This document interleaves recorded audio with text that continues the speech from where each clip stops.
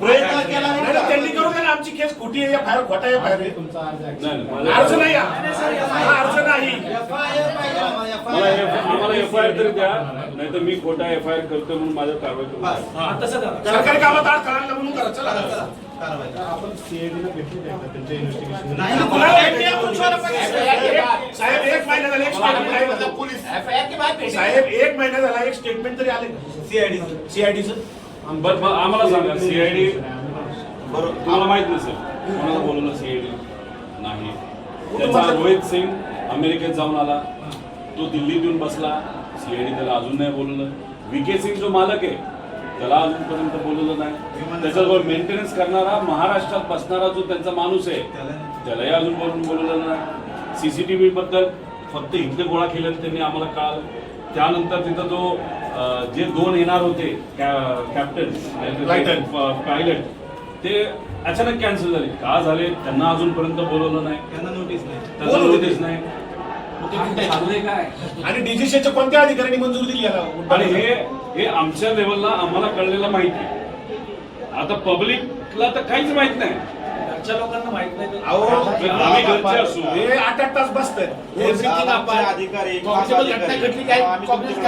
Government presentation दिल्लीत दाखवले, मुंबईत दाखवले, ते मोगम नाही साहेब.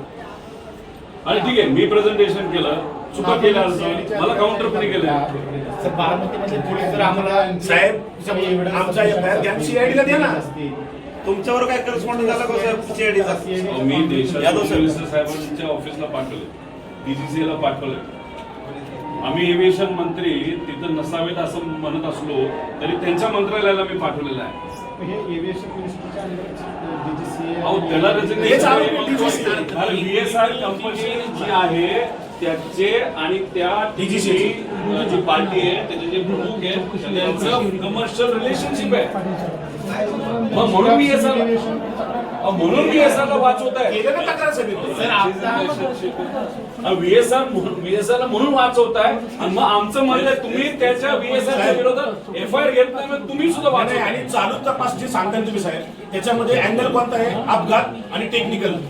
क्रिमिनल चौकशी कोण करतं? 5 लोकांच्या मृत्यूची आमची एफआयआर कोण घ्यावी आमच्या एवढं, बाकी आमचं काहीच पण नाही. सिंपल एकदम 5 लोक मयत झाले एका ऍक्सिडेंट मध्ये, आमची ऍक्सिडेंटची एफआयआर टाकतो आणि आमची एफआयआर कुठे तपासामध्ये काही येऊ दे पुढे. नाहीतर सीआयडी वर्ग करा. सीआयडीचा एफआयआर एफआयआर वर्ग करायचं. गुन्हा दाखल व्हायचा 1 महिना झाला साहेब, 1 महिना दाखल त्यांनी केलाच नाही तर आम्ही काय करायचं? सीबीआय मध्ये आता आपण बोलतोय, आता आपण बोलत असताना 7,000 पेक्षा जास्त केसेस प्रलंबित आहेत. 2600 केसेस 10 वर्षाला प्रलंबित आहेत. दादाला न्याय दिला 10 वर्ष थांबू का?